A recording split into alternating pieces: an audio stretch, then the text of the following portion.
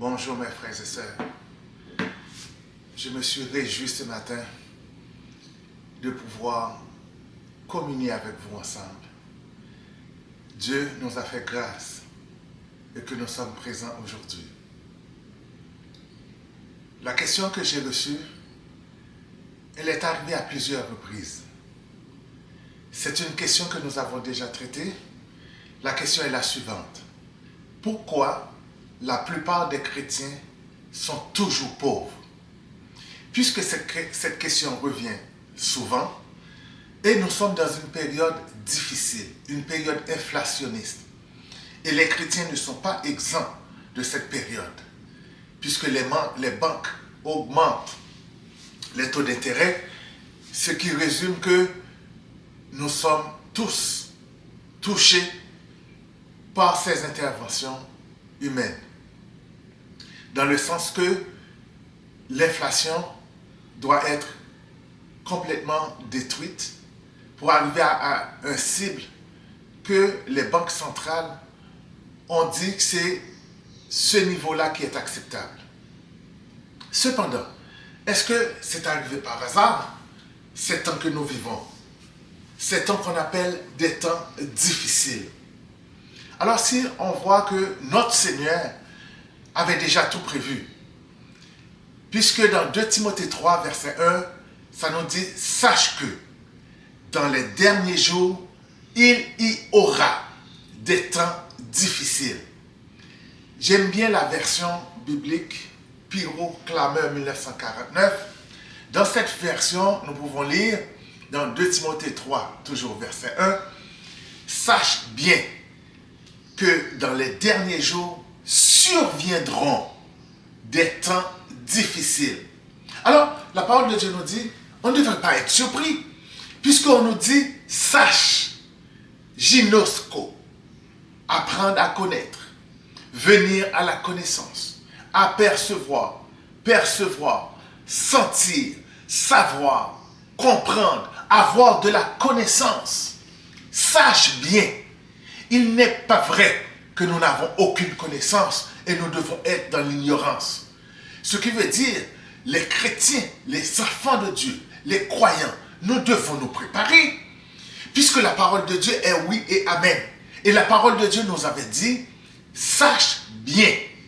Alors, nous devons faire des provisions, nous devons faire de l'épargne, nous devons travailler très dur, débiter à préparer un plan, travailler durement de nos mains, demander au Seigneur de la santé et surtout la grâce pour que nous puissions passer à travers de ces moments difficiles.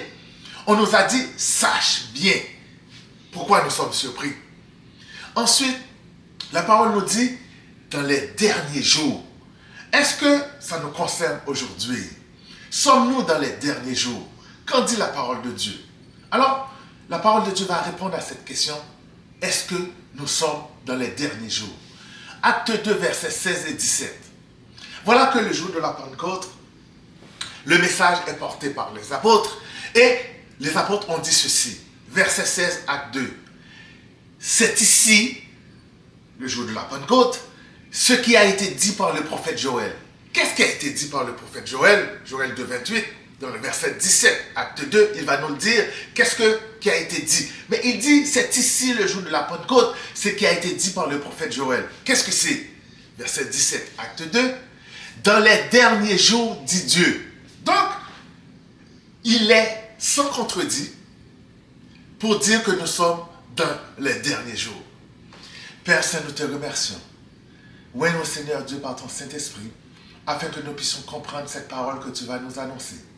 Cette parole dit, sache bien, dans les derniers jours, il y aura des temps difficiles. Alors, la question qui nous est posée, Seigneur, pourquoi la plupart des chrétiens sont toujours pauvres? Nous allons essayer de répondre à cette question par ton Saint-Esprit qui nous enseignera toutes choses. Merci Père de nous conduire au nom de notre Maître Seigneur Jésus-Christ. Amen. Voici, depuis la Pentecôte, nous savons sans équivoque que nous sommes dans les derniers jours. Alors, 2 Timothée 3, verset 1, lorsqu'il nous dit « Sache bien que dans les derniers jours, ils surviendront des temps difficiles. » Mais c'est tout à fait réel. Il n'y a pas de surprise. Parce que cela nous concerne directement. Nous sachons que nous sommes dans les derniers jours aujourd'hui. Ensuite, il dit, surviendront des temps difficiles. Que se passera-t-il dans les derniers jours? Ben, sache bien, dans les derniers jours, surviendront des temps difficiles. La parole de Dieu n'a pas dit un temps, pour quelque temps, mais bien surviendront des temps. Temps kéros, un temps fixé et défini, une époque décisive attendue, une période limitée de temps. Alors, on a dit des temps difficiles. C'est-à-dire que, pourquoi sommes-nous si ébranlés? C'est comme si Dieu ne nous avait pas mis au courant que dans les temps que nous vivons, les derniers jours, surviendront des temps. Alors, ne vous attendez pas que ce soit ce seul temps qui sera difficile. Il y aura des temps difficiles. Difficile, chaque le poste. Difficile à supporter, dur à faire, rude, féroce, sauvage. Alors, résumons, qu'est-ce qui nous frappe, nous les enfants de Dieu? Ce n'est pas une surprise pour les enfants de Dieu, car nous sachons bien. Ce n'est pas dans un temps de hasard, mais bien dans les derniers jours, c'est-à-dire dans les jours actuels, comme l'a précisé l'apôtre le jour de la Pentecôte. Ce n'est pas un seul temps, mais il surviendra des temps. Les temps sont bien définis. Ce ne sont pas des temps qui sont doux, mais ce sont des temps féroces, des temps sauvages, des temps rudes, des temps difficiles à supporter. Alors cela nous transporte parfaitement dans la question qui nous a été posée, c'est-à-dire pourquoi la plupart des chrétiens sont toujours pauvres. Je ne dis pas que cela répond à la question, mais cela nous transporte dans la question parce que nous sachons que nous sommes dans les temps difficiles. Alors pourquoi la plupart des chrétiens sont toujours pauvres? Parce que cela nous frappe aussi. Nous sommes dans des temps difficiles, mais ce n'est pas la réponse. Maintenant, quel conseil que les sages de ce monde donnent? Ils appellent ça des secrets infaillibles pour devenir riches. Alors, je vous ai mis le lien. Comment eux, les gens de ce monde, les secrets qu'ils donnent pour devenir riches. Ils disent savoir valoriser l'argent. Alors, si vous dilapidez votre argent, comment vous allez faire pour passer dans les temps difficiles? Savoir contrôler, maîtriser l'épargne, investir votre argent, passer à l'action, cesser de dire des balivernes. Il faut prendre une action, il faut créer de l'argent, il faut protéger votre avoir, être en mesure de partager par la suite. Ça, c'est les gens du monde qui disent ça. Des gens qui sont prospères financièrement, maîtrisent les 7 aspects pour devenir riches. Les non-croyants, ceux qui ne sont pas des enfants de Dieu, prospèrent. Alors, lorsque nous, les enfants de Dieu, nous regardons, parce que nous disons, notre Père est roi qui possède toutes les choses, et la plupart des chrétiens sont toujours pauvres. Job a posé cette question. Job 21, versets 6 à 8. Job dit, quand j'y pense, cela m'épouvante, et un tremblement saisit mon corps. Verset 8, il dit, ce qui concerne les méchants, leur postérité s'affermit avec eux, et en leur présence, leur rejeton prospère sous les yeux. Verset 7, Job 21, il dit, pourquoi les méchants vivent-ils? Pourquoi les voit-on vieillir et accroître leur force? Parce que ces méchants prospèrent. Donc, la pauvreté est un danger pour certains enfants de Dieu. Pas pour tous les enfants de Dieu, pour certains. Puisque dans Job 21, verset 15, Job pose la question, qu'est-ce que le Tout-Puissant pour que nous le servions? Que gagnerions-nous à lui adresser nos prières? Voilà ce que certains disent au sujet de notre Seigneur. La pauvreté nous fait porter envie aux insensés. Voici des questions qui sont posées par le chantre Asaph, le sacrificateur. Psaume 73, verset 1 à 4. Asaph dit ceci. Oui, Dieu, tu es bon pour Israël, pour ceux qui ont le cœur pur. Verset 3, Psaume 73. Il dit ceci, Asaph, le chant, le sacrificateur. Toutefois, mon pied allait fléchir.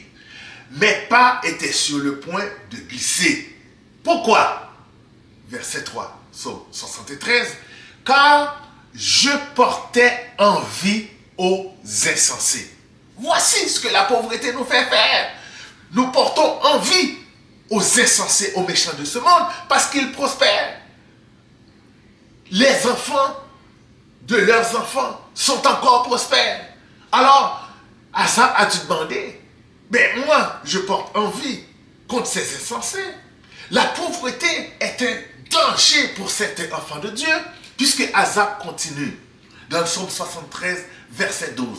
Il dit, ainsi sont les méchants, toujours heureux, ils accroissent leur richesse. La pauvreté est un danger pour certains enfants de Dieu, puisque dans le verset 14, Asaph continue dans le psaume 73, il dit, chaque jour, je suis frappé. Tous les matins, mon châtiment est là. Asaph nous démontre son expérience. Il s'apitoie sur lui-même parce qu'il n'était pas riche comme les gens du monde. Alors, il faut faire une comparaison entre le juste et le méchant. Les méchants, Asaph mentionne qu'ils sont toujours heureux, ils accroissent leur richesse, les méchants vivent, c'est ce que Job a dit, les méchants vieillissent et accroissent leur force, les décès, les plans des méchants ne sont que de fraude. La violence couvre la bouche des méchants. Maintenant, le juste, nous faisons une comparaison entre le juste et les méchants. Dieu est bon pour ceux qui ont le cœur juste. On n'a pas dit Dieu est bon. Il dit Dieu est bon pour ceux qui ont le cœur juste. Le méchant ne prendra pas part dans l'assemblée des justes. Les premiers, actuellement, seront les derniers. Les rôles seront inversés. Le sort final des justes, l'Éternel connaît la voie des justes. Le juste n'a jamais été abandonné par le Seigneur, ni sa postérité. Les justes jugeront le monde. Les justes marchent dans l'intégrité. Heureux les enfants des justes après lui. La bouche du juste est une source de vie. Le juste vivra par la foi. Amen. Le fait de savoir que les méchants prospèrent font tomber plusieurs de nos frères et nos sœurs dans une dépression en arrivant même à dire « Tous les matins, mon châtiment est là. C'est en vain que j'ai purifié mon cœur. » C'est grave, c'est triste. Parce que dans le psaume 73, c'est ce que dit Asaph, verset 12. « Ainsi sont les méchants, toujours heureux, ils accroissent leur richesse. » Dans le verset 13, le psaume 73, Asaph continue. « C'est donc en vain que j'ai purifié mon cœur. » Quelle tristesse! Que j'ai lavé mes mains dans l'innocence. C'est en vain. Certains chrétiens aujourd'hui priment la prospérité. Il faut être prospère, il faut être prospère. Mais la difficulté fut grande à mes yeux. C'est ce que dit Asaph dans le verset 16. Il dit, quand j'ai réfléchi là-dessus pour m'éclairer, la difficulté fut grande à mes yeux. Verset 17, psaume 73, jusqu'à ce que j'ai pénétré dans les sanctuaires de Dieu et j'eusse pris garde au sort final des méchants. Pour Dieu, c'est le sort final qui compte.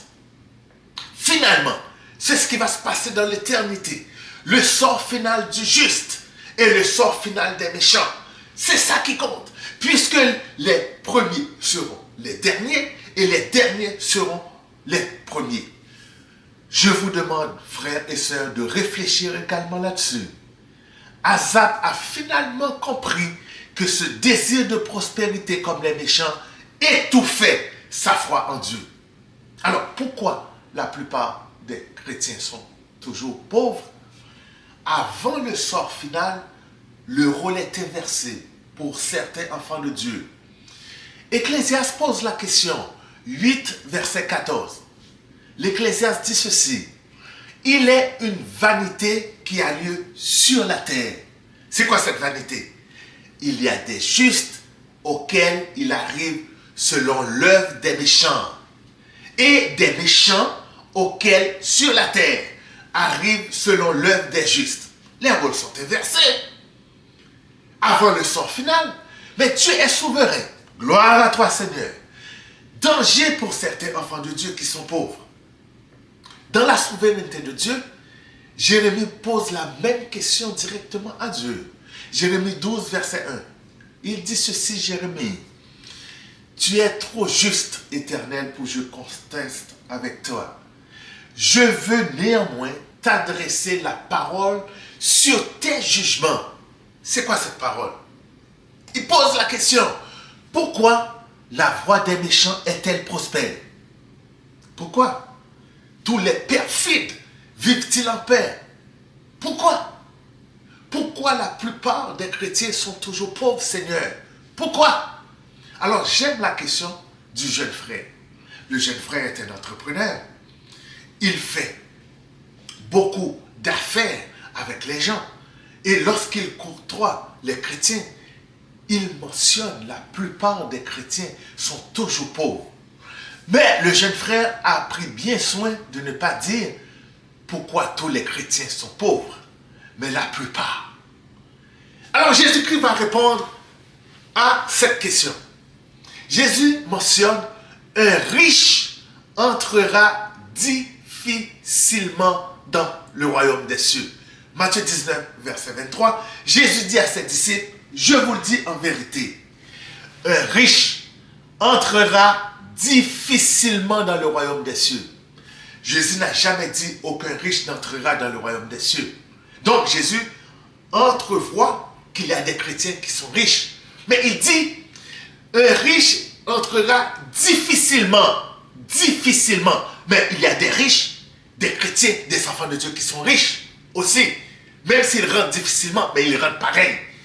Alors il ne faut pas généraliser pour dire, oh il faut être pauvre, oh aucun enfant de Dieu devrait avoir de l'argent. Non, non, non, non. Je ne suis pas en train de prêcher la misère ou d'enseigner la crasse. Je suis en train de dire que Jésus-Christ a dit, un riche entrera difficilement dans le royaume.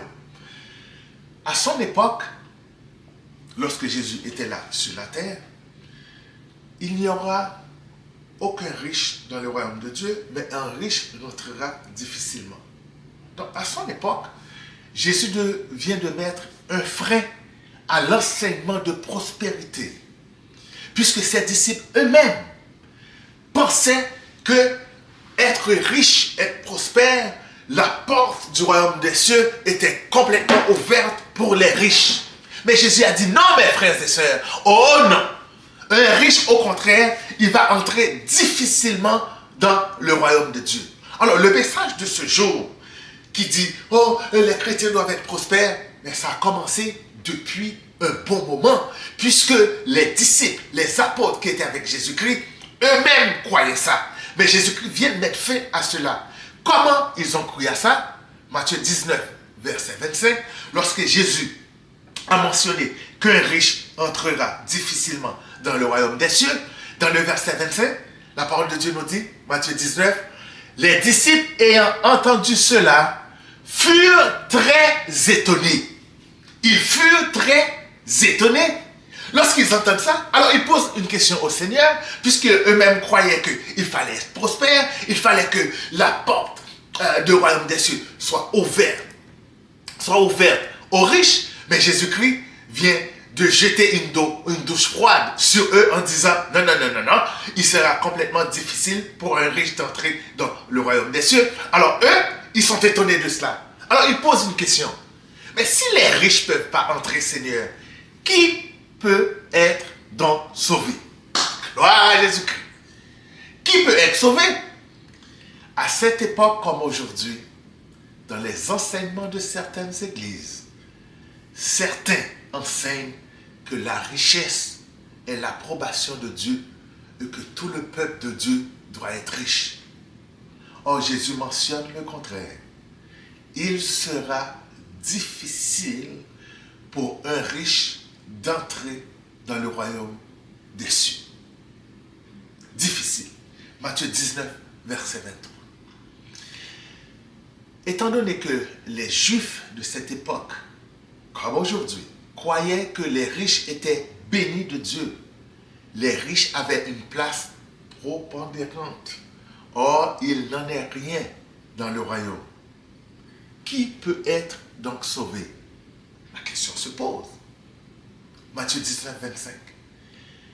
Jésus met définitivement à cet enseignement, Jésus met fin dans cet enseignement d'associer le royaume de Dieu avec la richesse. Il ne faut pas associer le royaume des cieux avec la richesse. Donc, à la question posée, qui peut être sauvé? Matthieu 19, verset 26. J'aime mon Seigneur. Jésus les regarda et Jésus leur dit, aux hommes, cela est impossible. Votre richesse ne peut pas vous sauver.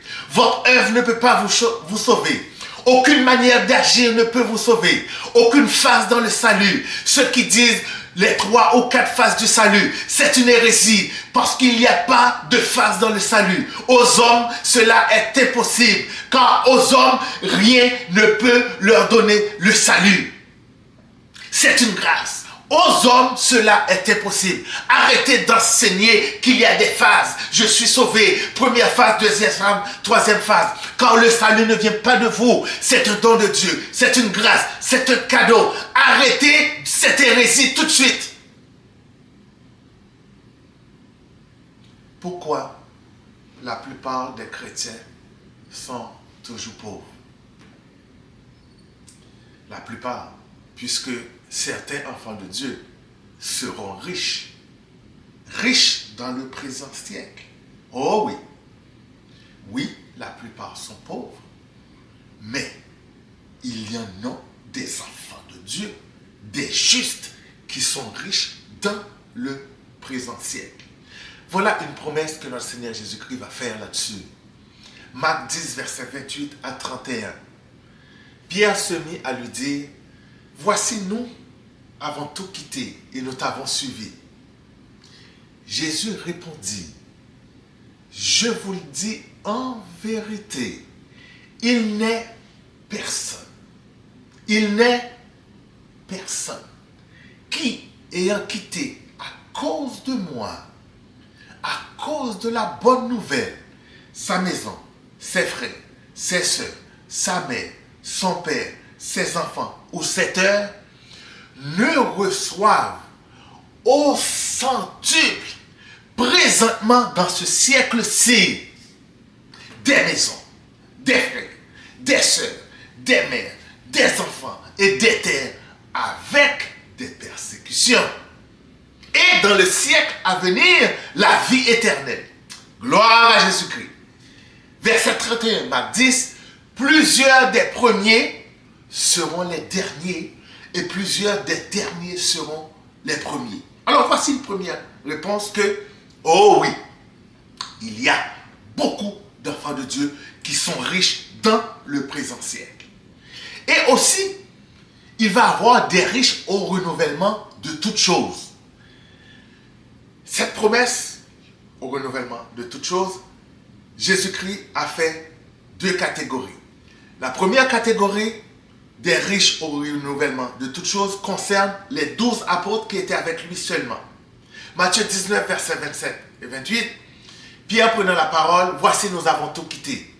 Verset 28, Jésus répond dans Matthieu 19, je vous le dis, quand le Fils de l'homme, quand le Fils de l'homme, au renouvellement des toutes choses, sera assis sur le trône de sa gloire, vous les 12 qui m'avez suivi, vous les 12, vous serez de même assis sur 12 trônes.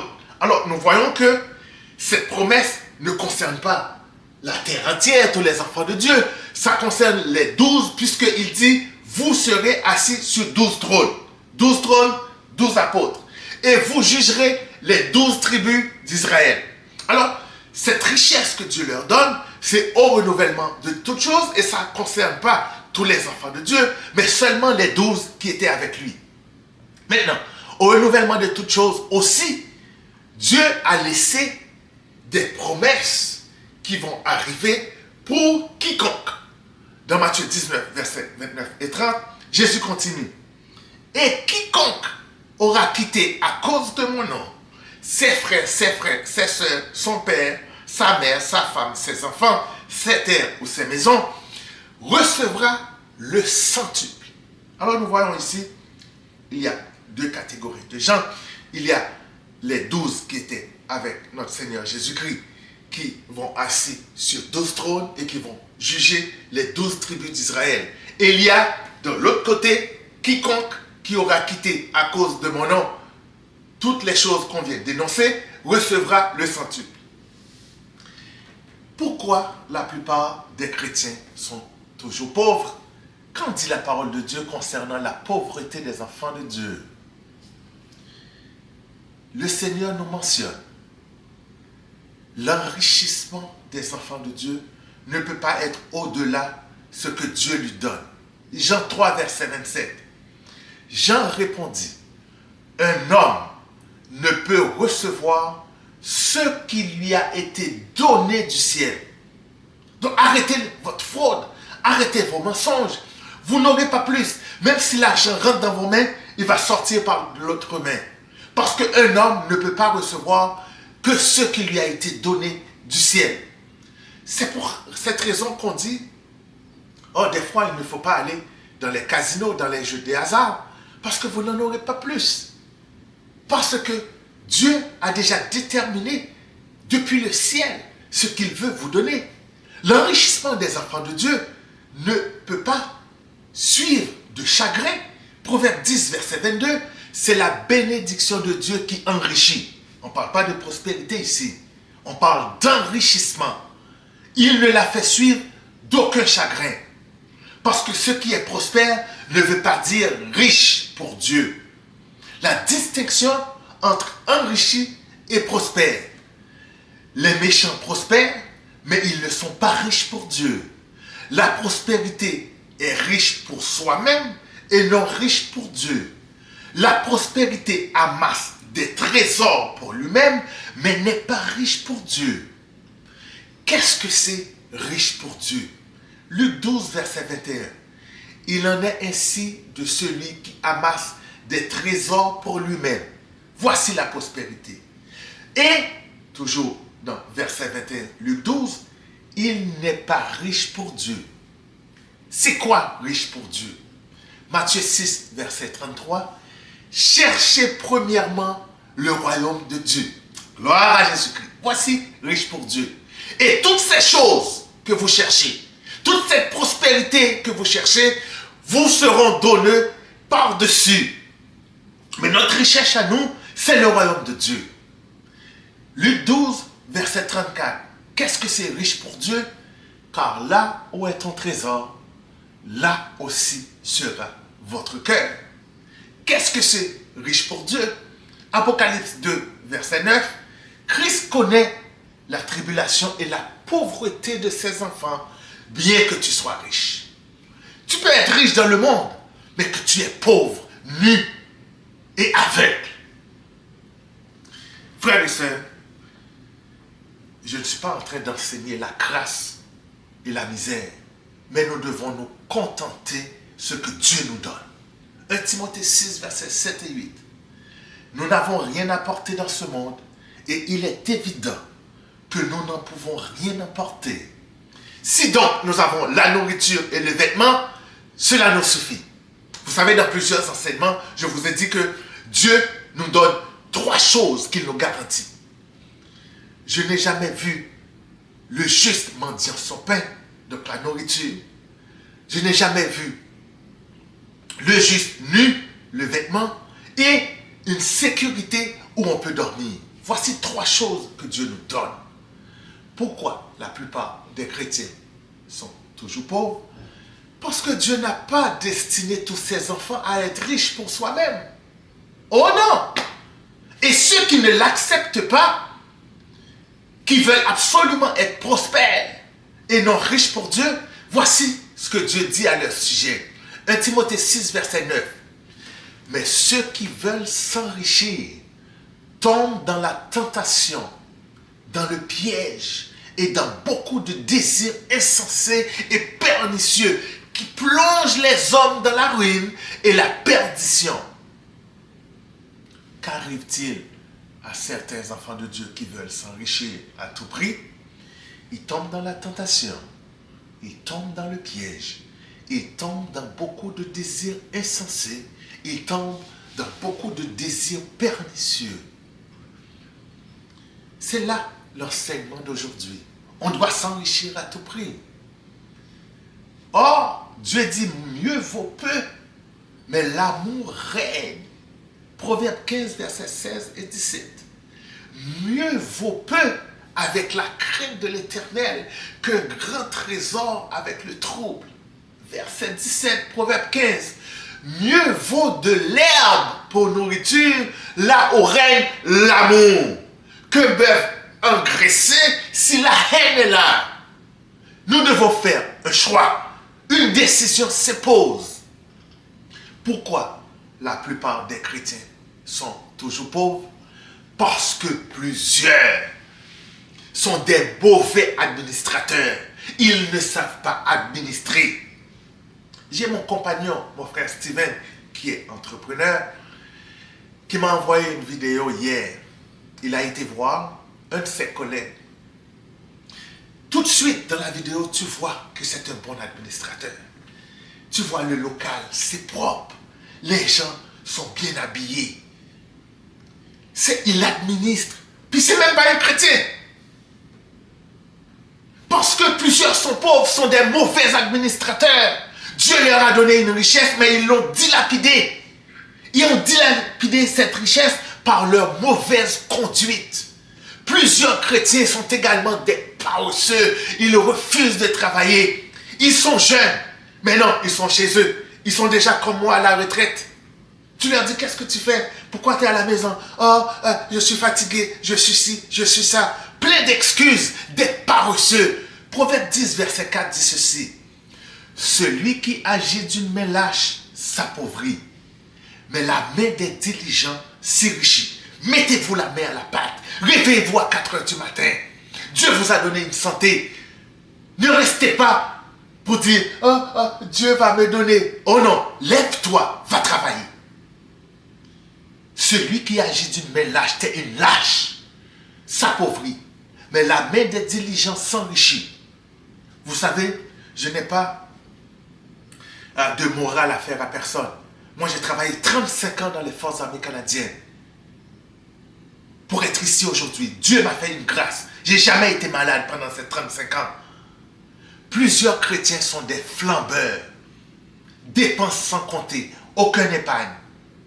Non seulement ils refusent d'aller travailler, mais dès que l'argent tombe dans leurs mains, oh mon Dieu, cet argent n'était même pas là, il était déjà dépensé dans leurs pensées. Aucun épargne. Proverbe 10, verset 5. Le Seigneur a dit, celui qui amasse pendant l'été est un fils prudent. Vous savez, les gens de ce monde, lorsque vous arrivez en avant d'un banquier, ils s'en foutent que vous êtes chrétien ou non chrétien. Ils regardent, est-ce que vous avez amassé pendant l'été? Est-ce que vous avez fait de l'épargne? Est-ce que vous étiez un homme prudent? Plusieurs des chrétiens sont pauvres parce que ce sont des gens imprudents. Ils ne fassent aucune épargne. Leurs comptes de banque sont toujours vides. Peu importe l'argent qui rentre, cet argent est déjà dépensé. Celui qui dort, verset 5, Proverbe 10, pendant la moisson, est un fils qui fait honte. Toi, mon frère, toi, ma soeur, qui dort, tu fais honte à notre Seigneur. Toi qui es un paresseux qui refuse de travailler, tu es tout jeune, tu es comme une retraitée, tu es comme un retraité. Tu fais honte à notre Seigneur Jésus-Christ. Pourquoi certains enfants de Dieu sont toujours pauvres? Parce qu'ils dorment pendant la moisson. Quelle tristesse. Quelle tristesse. Qu'est-ce que Dieu dit à l'égard des paresseux? Mais 2 Thessaloniciens 3, verset 10 va dire ceci. À vous paresseux, vous enfants de Dieu paresseux. Voici ce que Dieu dit de vous. 2 Thessaloniciens 3, verset 10. Car lorsque nous étions chez vous, nous vous disions expressément, si quelqu'un ne veut pas travailler, qu'il ne mange pas non plus. Arrêtez de donner votre argent à ces paresseux. Si quelqu'un refuse, ne veut pas travailler, qu'il ne mange pas ainsi. Je lisais cette semaine, juste en ingénieur, ici au Québec, au Canada, il va manquer 35 000 ingénieurs. Et vous vous dites, oh non, moi, je ne peux pas me lever le matin, j'ai ci, j'ai ça, plein de justifications. Être paresseux, c'est vivre dans le désordre. Pourquoi la plupart des enfants de Dieu sont pauvres? Parce qu'ils vivent dans le désordre. 2 Thessaloniciens 3, versets 1 et 12. Nous apprenons que parmi vous, quelques-uns qui vivent dans le désordre, qui ne travaillent pas, qui s'occupent des futilités. Verset 12 de Thessaloniciens 3. La parole a une réponse pour vous. Nous invitons ces gens-là et nous les exhortons par le Seigneur Jésus-Christ à manger de leurs propres mains en travaillant paisiblement. C'est quoi le désordre? Si quelqu'un ne veut pas travailler, qu'il ne mange pas non plus. Il est dans le désordre. Il vit dans le désordre. Il ne travaille pas. Il s'occupe des futilités. Pourquoi la plupart des chrétiens sont toujours pauvres? La plupart des enfants de Dieu sont des lâches. La plupart a un seul discours. Lorsqu'ils viennent chez moi, ou chez vous, ou dans l'église, ou ailleurs, donne-moi, donne-moi, donne-moi. La plupart vont même citer des versets bibliques afin que vous allez travailler et que vous devenez leur poids. Dieu, la plupart d'eux, leur a déjà secouru. Ce sont des paresseux. Ils se mêlent des futilités. 2 Corinthiens 6, versets 1 et 2. Puisque nous travaillons avec Dieu, nous vous exhortons à ne pas recevoir la grâce de Dieu en vain. Car il dit, 2 Corinthiens 2, verset 6, au temps favorable, je t'ai exaucé, toi paresseux. Au temps favorable, Dieu t'avait déjà exaucé. Au jour du salut, je t'ai secouru. Toi, lâche, qui refuse de travailler de tes propres mains, Dieu t'a déjà secouru au jour du salut. Lève-toi, fais quelque chose de ta vie. Va à l'école, va apprendre quelque chose. Le gouvernement ouvre plein de programmes présentement. Il y a des cours qu'ils donnent comme préposés. Ils vous donnent 12 000 $. La seule chose qu'ils vous demandent, c'est de travailler 6 mois pour eux après. Va faire quelque chose de ta vie. Va dans la construction. Il y a des programmes. Il manque la main-d'œuvre cruellement. Toutefois, je ne dis pas de ne pas aider. Il faut aider mes frères et sœurs. Je ne suis pas en train d'enseigner de ne pas aider les autres. Oh non, au contraire. Dieu nous donne pour qu'on puisse aider. Vous comprenez? Il ne faut pas tomber dans l'extrême non plus. Il faut aider les veuves. Il faut aider ceux qui sont dans le besoin. Il y a des nouveaux immigrants ici qui n'ont même pas encore leur papier de travail. Ce sont des gens vaillants. Mais ils en attendent. Il faut les aider. Il faut donner des coups de main. Nous avons toujours des pauvres parmi nous. Il faut les aider.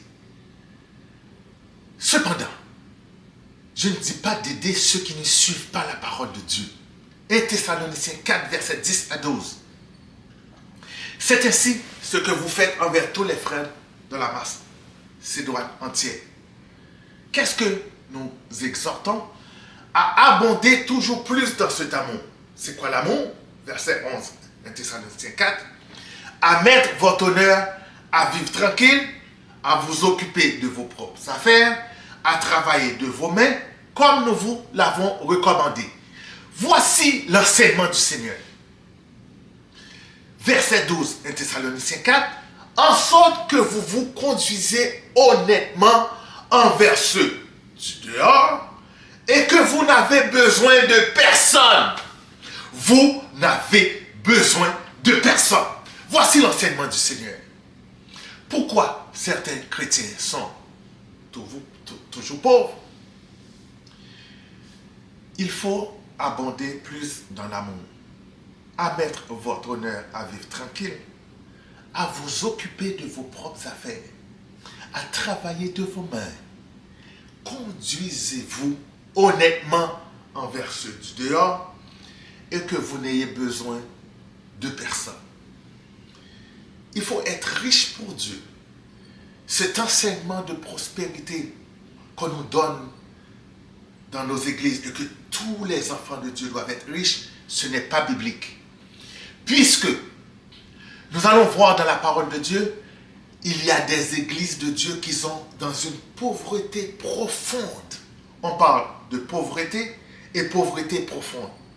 Il y a des églises de Dieu qui sont dans une pauvreté profonde, Et Dieu le sait, puisque c'est écrit dans sa parole. 2 Corinthiens 8, versets 1 et 2.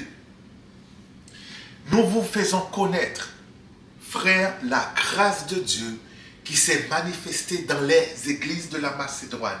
Les églises de la Macédoine. Ce n'est pas une seule église, les églises de la Macédoine. Qu'est-ce qui était arrivé aux églises de la Macédoine? Verset 2 de Corinthiens 8. Au milieu de beaucoup de tribulations qui les ont éprouvées, leur joie débordante et leur pauvreté profonde, vous entendez, ont produit. Ils ont été au beaucoup de tribulations. Il y avait une joie débordante à l'intérieur d'eux, malgré ces tribulations. Et malgré leur pauvreté profonde. Ils n'étaient pas pauvres, ils étaient dans une pauvreté profonde. Mais ces choses-là ont produit avec abondance de riches libéralités de leur part. Vous entendez? Malgré ils étaient dans une pauvreté profonde, Dieu les a fait grâce pour en donner avec une riche libéralité. Riche pour Dieu, mais dans une pauvreté profonde. 2 Corinthiens 8, verset 3. Ils l'ont, je l'atteste, donné volontairement selon leurs moyens et même au-delà de leurs moyens. Malgré qu'ils étaient dans une pauvreté profonde, Dieu leur a fait grâce pour qu'ils puissent donner volontairement. Alors, cessez de mettre des fardeaux, vous pasteurs, sur les enfants de Dieu. Tout ce que vous voulez, l'argent. Va travailler vous-même. Dieu vous a donné quelque chose, vous n'êtes pas satisfait, allez travailler. Arrêtez de forcer les enfants de Dieu. On dit ici, ils l'ont donné volontairement, de riches libéralités, et même au-delà de leurs moyens. Ne croyez pas que je suis en train d'enseigner la misère. Non. Et la pauvreté. Non. Dieu nous a donné une différence de vivre dans le monde et être riche pour lui. Car la bénédiction de Dieu enrichit. Dieu nous a dit qu'il ne nous laissera jamais abandonner ni mendier notre pain. Ce n'est pas que j'enseigne la pauvreté, la misère et la crasse. Au contraire, ce que j'enseigne, c'est que plusieurs enfants de Dieu sont riches, mais la plupart des chrétiens sont également pauvres. Et nous devons accepter les deux côtés. C'est le Seigneur lui-même qui a dit, certains d'entre nous auront des maisons, des villas, des terres, etc. Mais c'est le même Seigneur qui a dit aussi que ces églises dans la Macédoine étaient dans une pauvreté profonde. Cela n'est pas donné à tous les chrétiens. Luc 12, verset 15. Il leur dit, gardez-vous avec soin de toute avarice, car la vie d'un homme ne dépend pas de ses biens. Vous avez entendu? Pourquoi la plupart des chrétiens sont toujours pauvres? Parce que Dieu a choisi les pauvres aux yeux du monde. Gloire à Jésus-Christ. Jacques 2, verset 5. Écoutez mes frères bien-aimés, Dieu n'a-t-il pas choisi les pauvres aux yeux du monde pour qu'ils soient riches en la foi et héritiers du royaume qu'il a promis à ceux qui l'aiment. Gloire à Jésus-Christ. Certains chrétiens, oui, sont pauvres dans le monde, mais Dieu a choisi les pauvres aux yeux du monde. Dieu fait en sorte que ces pauvres aux yeux du monde soient riches en la foi. Les pauvres aux yeux du monde sont héritiers du royaume de Dieu, a promis à ceux qui aiment notre Seigneur Jésus-Christ. Amen. Père, nous te remercions pour cette parole. Et que, Seigneur Dieu, nous devons accepter là où tu nous as mis. Ce qui compte, c'est que nous sommes riches en la foi. Nous te remercions, Seigneur, de nous avoir conduits et de nous conduire par son Saint-Esprit qui demeure éternellement avec nous et qui est en nous. Au nom de notre Maître Seigneur Jésus-Christ. Amen.